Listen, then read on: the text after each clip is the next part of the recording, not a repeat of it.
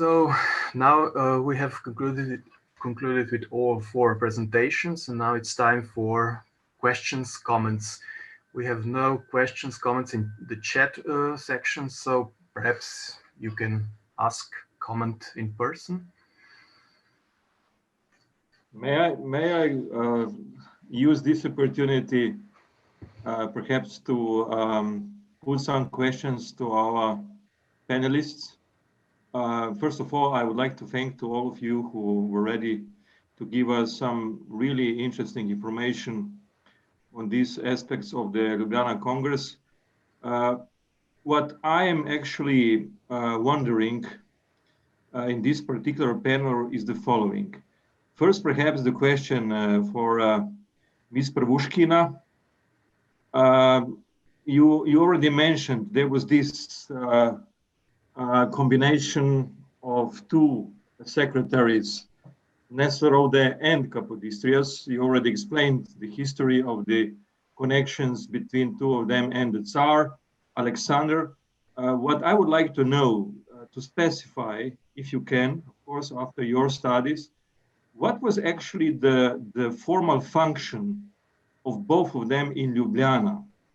Because in the official list of participants in Ljubljana, already mentioned today in the book of Eva Holz, under the presence, number one was Nesserode, stated as state secretary and foreign minister. And then after Nesserode, there is Kapodistrias, named only the minister of Tsar, without any other functions.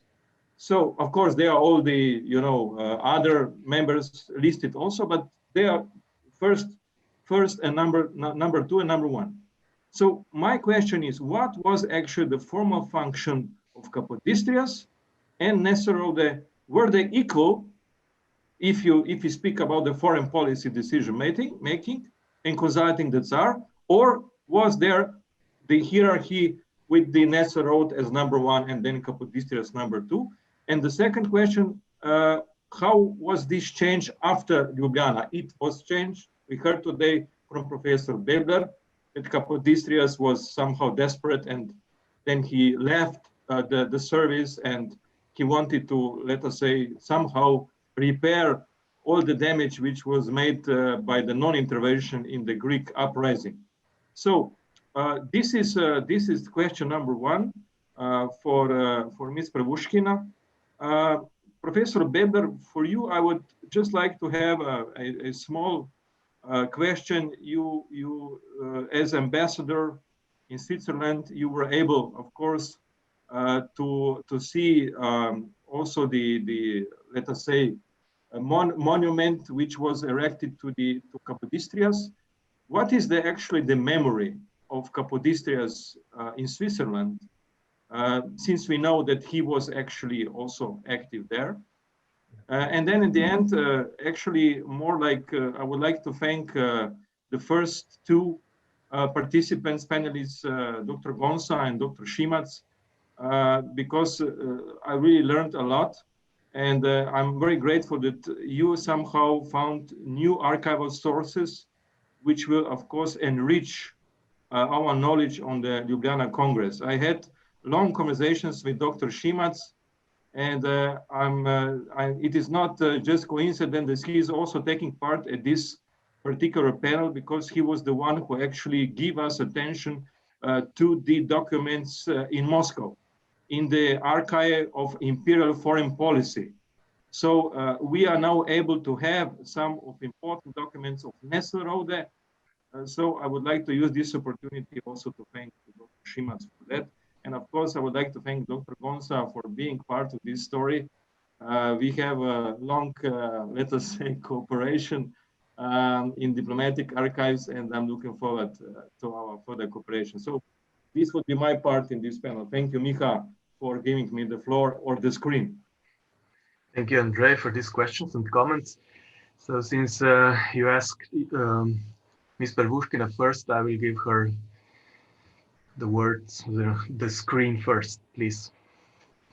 Okay, about your first question, I can say that at this stage and this period of time, both cons they were equal in their positions in Russian Empire because they just simply engaged in different directions of Russian policy because Nisarod deal with relations with the West and Capodistria deals relation with the East. But at the Congress in Trapau, in Laibach,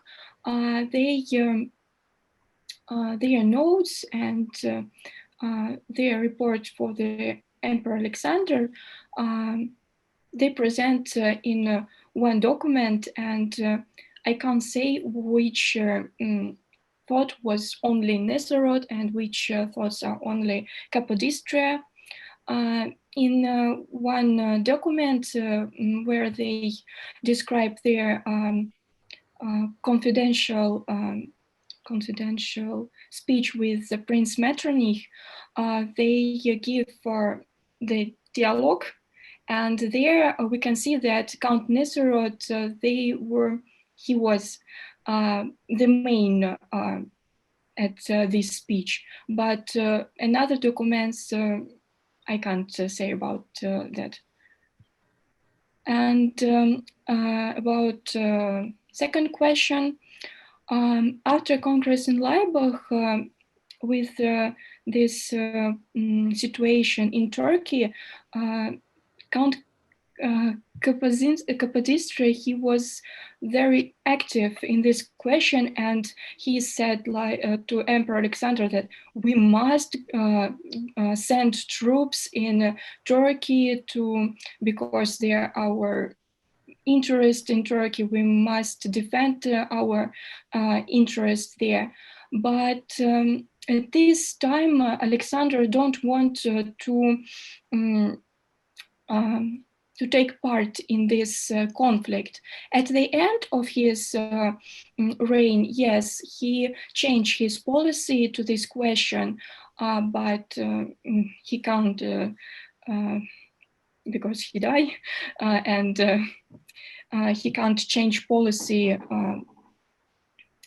But at this period of time, Alexander don't want to be a part of this of that. That's why Count Nisserod he had a more strong position than Count Capodistria after Laibach. Yeah. Thank you very much. Now, Dr. Bebler, your question and perhaps comments. Please unmute yourself.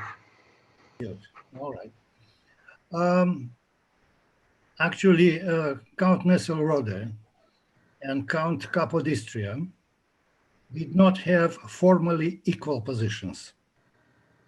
Their relationship could be compared with the position of a minister, and that it was Nesselrode, and Secretary of State or State Secretary as number two in the hierarchy.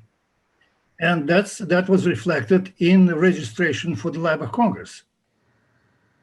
Now, there was a division of labor, geographic division of labor between the two.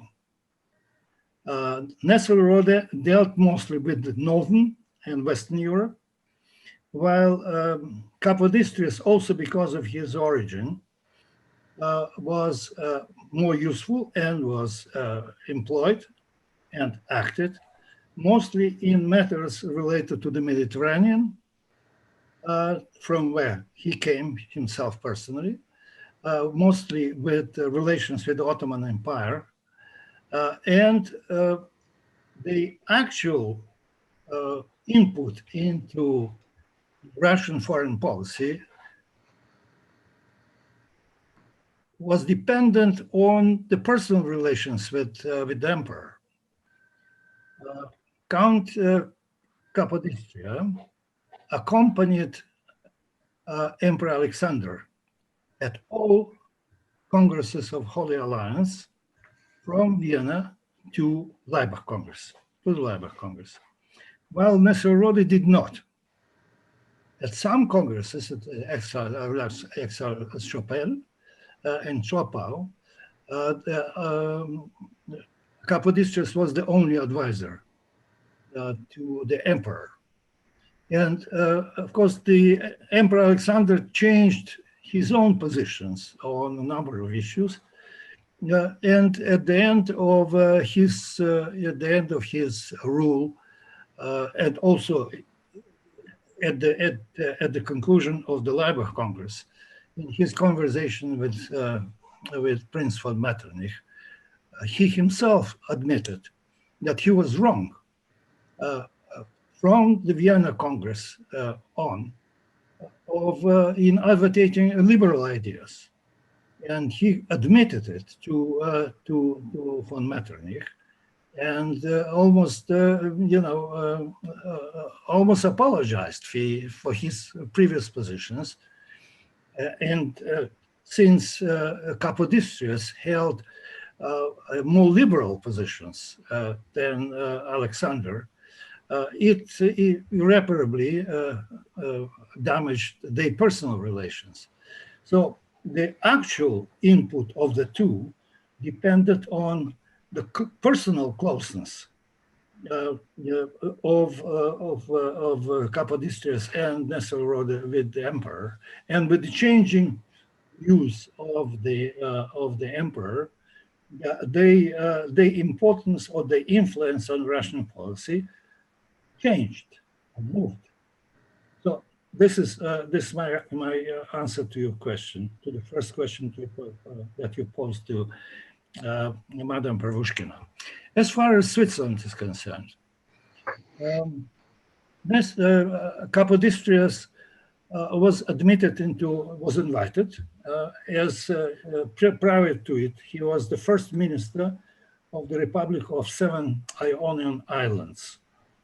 And as such, he became, and particularly during the Russian occupation of the Ionian Islands, from which they chased the French troops. He came in touch with the Russian diplomats, who invited him to come to Russia, offered him a Russian citizenship. He had several proposals also from the French, similar proposals, but he rejected them. He accepted, after some hesitation, to come to Russia. He was soon admitted into, he was given Russian citizenship, admitted into Russian diplomatic corps with the title of ambassador, and his first appointment in 1811 was in Switzerland, in what is called now Switzerland. At that time, it was the Helvetic Republic, a satellite of France, controlled by France and practically a part of France under Napoleon. Capodistrias, as a Russian ambassador, came into contact until the end of Napoleon's rule in 1813, had been constantly in touch with the leaders of the cantons, and advised them, and used the influence of Russia to promote the idea of transforming the Helvetic Republic back into the Helvetic Confederation. And he actively helped the Swiss write a new constitution of the Helvetic Republic. And then, when he was appointed as a Russian negotiator on these matters at the Vienna Congress in 1815, he played an active role opposing the views of Prince von Metternich and insisting on restoring the independence of Helvetic Confederation, recognition of the Helvetic Federation as a sovereign state, and giving the guarantees of neutrality of the Helvetic Confederation by the great powers. So he was the main actor in the decisions of the Vienna Congress, which restored the independence of the Helvetic Confederation, and provided for the international recognition by great powers of the permanent neutrality of Switzerland. And the Swiss were very much in knowledge of these activities, and were greatly grateful to him for this very important role. And this is the reason why there is a monument, there is one memorial of him in Geneva, but the main statue in Lausanne. Why in Lausanne? Because the transformation and constitutional transformation of the Helvetic Federation meant also that the Canton War, which previously was a colony of Canton Bern, obtained the equal status of a canton within the Helvetic Confederation. So there was a double gratitude to Capodistrias. First, on account of him supporting and promoting and achieving at the Vienna Congress the independence and the permanent neutrality of Switzerland, or Helvetic Confederation, and secondly, helping the Canton War to become an equal part of the Helvetic Confederation. These were the two reasons of the Swiss gratitude to him. Okay, thank you. Yes, Mr. Cain. Yes, thank you very much. And thanks again to the four panelists for their really nice presentation. And also especially the figure of Nesselrode, which is true, has not been studied so much, and is also interesting for the long durée, since he's leading the Russian foreign affairs until the end of the Crimean War. So we have also until 1856. I have actually two questions for Professor Bebler. The first one being, so you have presented us that autobiographical note from Capodistria, so written in French, of course, the elite language of the time, and then translated in English. And I was wondering, in this source, what Capodistria, what concept or what word was he using to describe the alliance and the Congress system? So was it talking about Great Alliance or Holy Alliance, or what was he using precisely in the sources? So that's my first question. And my second question is more, let's say, second question, I mean, something anecdotal, but I was wondering, so you said he got that pension when he resigned from the foreign affair, from the Russian foreign affair in 1821, and that the pension was for 12 years, but actually he died because he was assassinated 10 years later. But I was wondering if you have evidence if he really still got the money from Russia, even when he was already the president of the new state of Greece. Thank you. Well, thank you very much for. On the first question, of course, the text was a confidential letter sent by a special courier to St. Petersburg. It was a confidential letter to an emperor. It remained a confidential or even secret state document until 1868. That's for 40 plus years. And then it was declassified and then published in the form of a booklet in 1868 in St. Petersburg by the Imperial Russian Historic Society.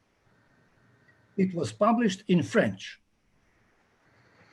In 7 years ago, in 2014, in Moscow, this document was republished or reprinted by the Russian Historic Society in the form of a booklet with the original French text and the Russian translation of the text, with an introduction and also additional notes.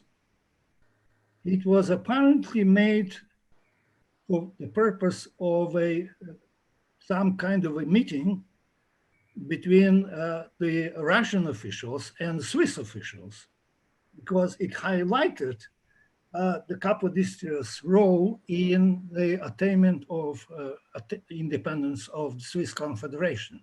So the introduction in this booklet is geared to the Swiss society. Now that is as far as concerned. The text itself never uses the term Holy Alliance. It's only the European alliance or the alliance with no addition, whatever. So it is true that the title Holy Alliance has not been used in those days. It has not been used also by Emperor Alexander. The terminology, which is in this document, is very similar to the present terminology of the European Union. Very similar terms, and very similar talks about the European civilization, Europe as a whole, Europe as a Christian Europe, and so on and so on and so on. So there are parallels, and actually the views, liberal views at the time he was a liberal, of Emperor Alexander have a lot in common with the present ideology of the European Union in the documents of the European Union, including Lisbon. So this is what I could say. It is an interesting document in French, of course. Thank you very much. I got a question via email for Dr. Gonsa. You mentioned the documents concerning the erection of the monument in Laibach in Ljubljana. Could you estimate or say exactly how many documents, how much material is there about this issue, erection of the monument? As I told you, we're all sorry that the main part of the Staatsrat documents, the State Council, was destroyed in the end of World War II. So there are only the chancellery books on the holdings. They were kept in another place when the Russians came, and so the documents were lost, but the books were preserved. But so you just find short the contents and the original wording of the emperor's resolution, but you don't find more on the item. The same goes for the Staatskonferenz. You know, in Austria, it's always, if you have a state council, after some years it gets too big, you make another one. So we have the Staatsrat, we have the Staatskonferenz, and even in the Staatskonferenz, there were many holdings which discussed this item, but these documents are also not there. So it's not really a lot. In the Auersberg archives, I think it's some 10 pages. It's not really a big kind of documents. It's not many documents, but for me it was really interesting how different sources work together. And as I learned, even yesterday, it was told that even in Slovenian archives, and this fact was really known. You know, Dr. Achten, he told me, oh, it's interesting for us what you have got about it. And I didn't know that they know everything about it. But the interesting is that the Auersberg really tells how he was asked, and I think even the sum he gave, and And for me, it was also, I don't know what would have been the what would have been presented in the monument. I think a figure of the emperor, and maybe that's why he said, let's just make an inscription as a useful kind of remembrance for the epoch. So that was for me what is extremely interesting for his thinking. But it's not from the volume. It's not really big. Thank you very much. I'm really looking forward to be able to come to We're open again. You 5 people in the morning and 5 in the afternoon. If you all want to come, we need some time. I'm afraid. Yeah. Thank you very much. I believe now Janus Tergar has a question. Please, Janus. Yes, only a small remark. When speaking about yesterday's speeches, lectures, and Dr. Gonza's today's lecture, I would remind him that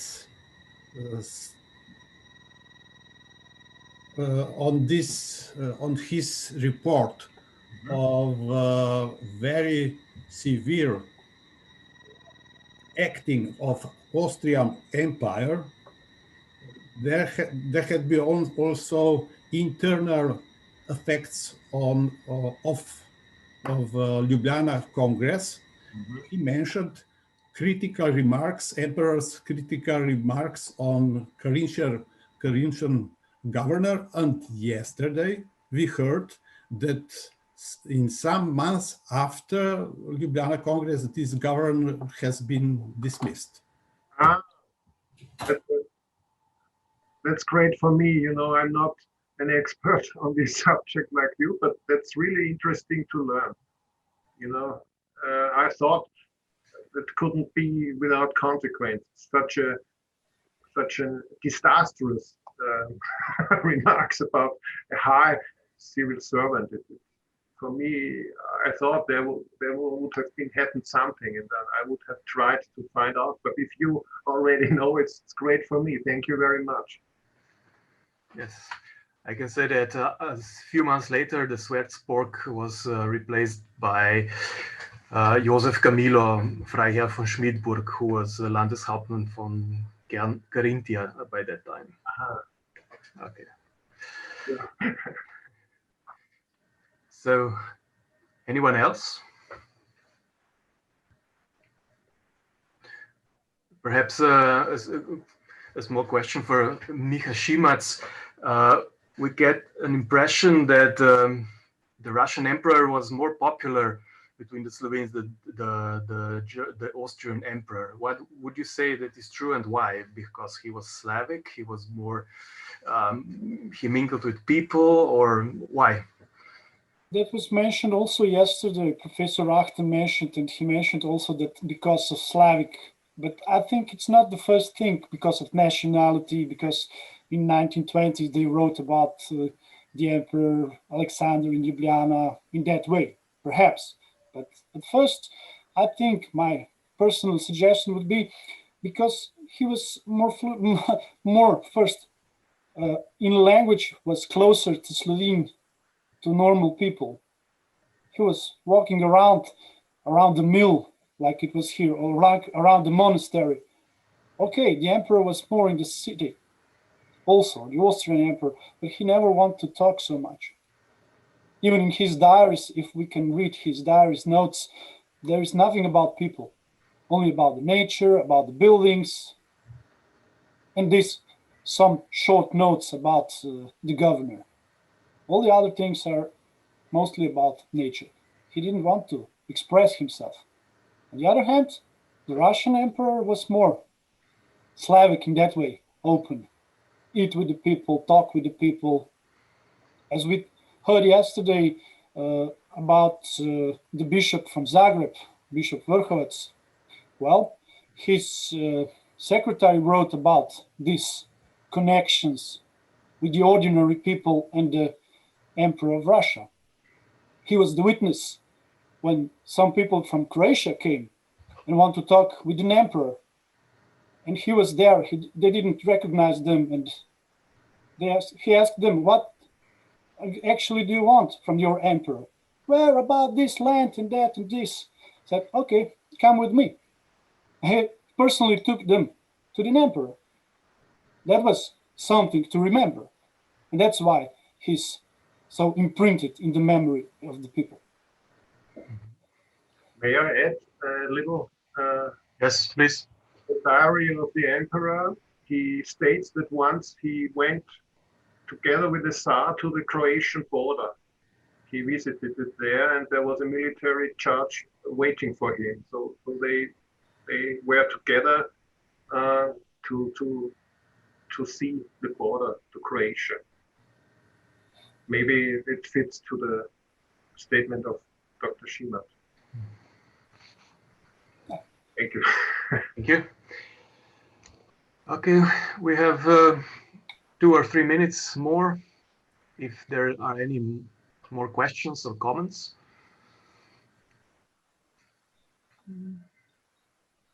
Okay, if not, then I will thank all 4 speakers again for these very interesting, informative papers. And I will give my the screen to my colleague Gregor Antulicic, who will lead the closing session. Gregor, please.